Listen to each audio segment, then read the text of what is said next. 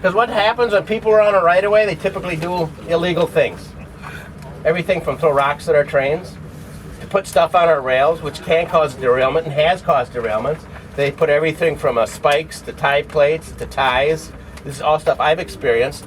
Drop shopping carts in front of our trains. They make a real crunching noise when they go under the engine, by the way. Refrigerators, you name it, they try to see what will happen if we hit it. Our bridges and tunnels aren't made for shortcuts. They're not recreational trails. They're made for trains. They typically don't have the footwalks or the sidewalks alongside that would be safe to use. So, and they hang over 3 feet. So there's no room. A lot of times we had close to the grade schools or where there's a pedestrian right away. We have the kids making shortcuts. They crawl through our cars, under our cars. You never know when a train's going to move. Even one without an engine can move. If the brakes bleed off, and it's known to happen. We've had them where the wind has moved them. The wind has actually moved trains. Because I've seen it happen.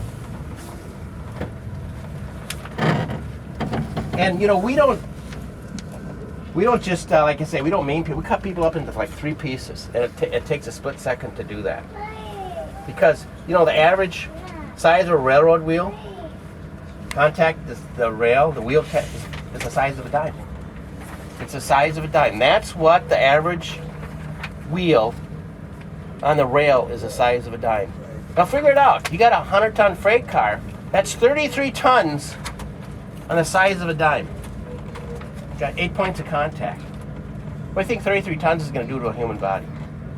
Now you're going to get run over 4 times. Because there's 4 axles on a freight car. Or you got 100 cars. Now you're going to get run over 400 times. So we need you to stay off, stay away, and stay alive from being on railroad tracks. Now, a problem that I talked about earlier was the number of pedestrian fatalities we're having. And a certain portion of them, unfortunately, are suicides.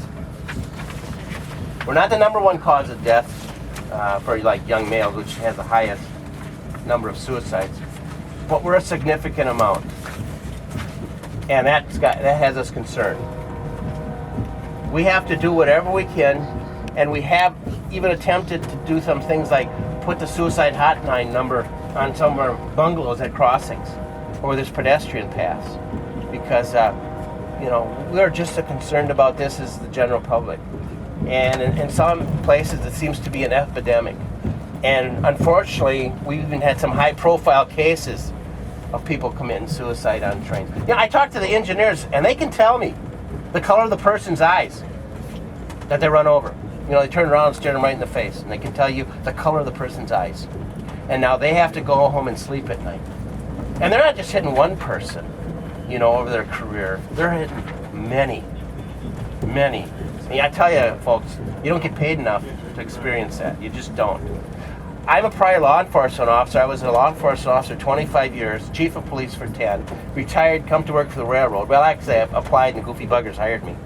And I've been a freight conductor for 11 years now.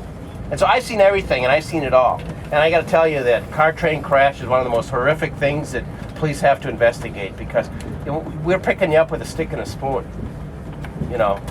or trying to find enough body bag parts to, find something that's recognizable for the coroner to make a decision about, who's this person belong to.